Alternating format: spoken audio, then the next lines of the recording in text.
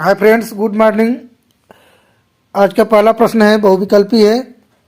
देखते हैं पहला प्रश्न का दिया गया है कि पृथ्वी के गैलेक्सी की आकृति कैसी होती है। तो पृथ्वी के गैलेक्सी की आकृति क्या होती है? सर्पिल होती है। किस तरह की आकृति होती है? सर्पिल होती है। विकल्प नंबर सी क्या हो जाएगा? सही हो जाएगा। दूसरा प्रश्न है कि पृथ्वी किस गैलेक्सी का भाग है। पृथ्वी किस गैलेक्सी का भाग है? तो पृथ्वी मिल्की वे का भाग है। पृथ्वी किसका भाग है? मिल्की वे का भाग है। अगला प्रश्न है कि सौर मंडल में ग्रहों की संख्या कितनी है। तो सौर मंडल में ग्रहों की संख्या कितनी है? 9 ग्रह हैं। सौर मंडल में कुल कितने ग्रह हैं? 9 ग्रह हैं। देखते हैं अगला प्रश्न क्या दिया गया है। अगला प्रश्न है कि सबसे चमकीला ग्रह कौन सा है। चौथा प्रश्न है कि सबसे चमकीला ग्रह कौन सा है। तो शुक्र को सबसे चमकीला ग्रह कहा जाता है। अगला प्रश्न है कि सौर मंडल में सबसे बड़ा ग्रह कौन है।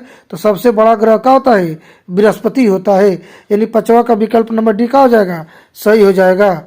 सौर मंडल का सबसे बड़ा ग्रह बृहस्पति और सबसे छोटा ग्रह बुध होता है।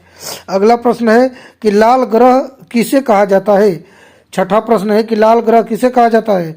तो मंगल को लाल ग्रह कहा जाता है। मंगल को क्या कहा जाता है? लाल ग्रह कहा जाता है।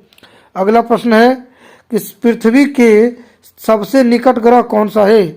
पृथ्वी के सबसे निकट कौन सा ग्रह है? सातवां का विकल्प नंबर क्या हो जाएगा? बी हो जाएगा। सबसे निकट ग्रह पृथ्वी के शुक्र है। पृथ्वी के सबसे निकट ग्रह कौन सा है? तो शुक्र है। आठवां प्रश्न है कि पृथ्वी का निकटतम तारा कौन सा है।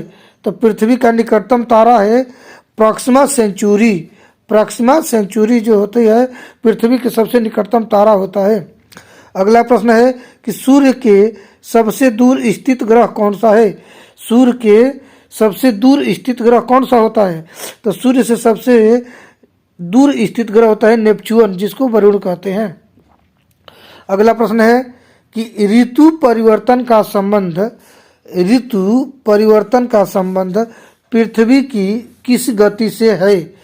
प्रश्न है कि ऋतु परिवर्तन का संबंध पृथ्वी की किस गति से है।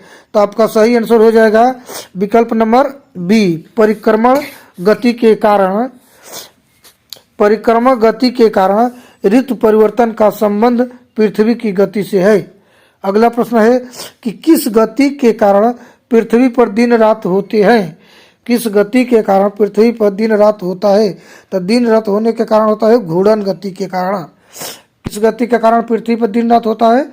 तो घूर्णन गति के कारण पृथ्वी पर दिन रात होते हैं। अगला प्रश्न है कि दिन और रात कहाँ बराबर होते हैं। 12वां प्रश्न है कि दिन और रात कहाँ बराबर होते हैं। तो दिन और रात विषुवत रेखा पर बराबर होते हैं।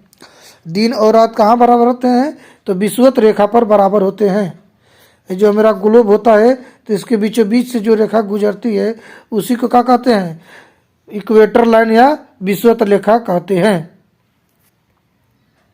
अगला प्रश्न है कि दो अक्षांशों के बीच की दूरी कितनी होती है। तो दो अक्षांशों के बीच की दूरी 111 किलोमीटर होती है। दो अक्षांशों के बीच की दूरी कितना होती है? 111 किलोमीटर।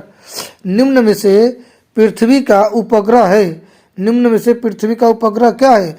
चंद्रमा। पृथ्वी का एकमात्र उपग्रह कौन सा है? चंद्रमा है।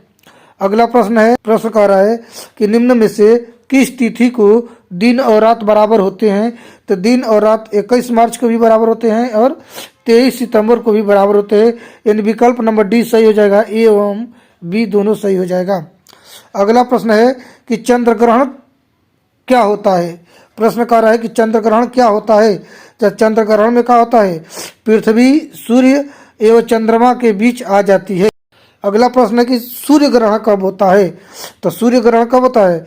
जब सूर्य एवं पृथ्वी के बीच में चंद्रमा आ जाता है। जब सूर्य और पृथ्वी के बीच में क्या होता है? चंद्रमा आ जाता है। तो उस स्थिति को सूर्य ग्रहण कहा जाता है। मध्यरात्रि का सूर्य कहाँ दिखाई देता है। प्रश्न पूछ रहा है कि मध्यरात्रि का सूर्य कहाँ दिखाई देता है। यानी उपरोक्त तीनों जगहों पर मध्यरात्रि का सूर्य दिखाई देता है। पृथ्वी की ऊपरी परत यानी भूपर्पटी में किस तत्व की मात्रा सर्वाधिक है। पृथ्वी की ऊपरी परत यानी कि भूपटल में किस तत्व की मात्रा सर्वाधिक है? तो विकल्प नंबर हमारा सही हो जाएगा ऑक्सीजन की। किस किस कह रहे पृथ्वी की ऊपरी परत में किस तत्व की मात्रा सर्वाधिक है? तो ऑक्सीजन की मात्रा सर्वाधिक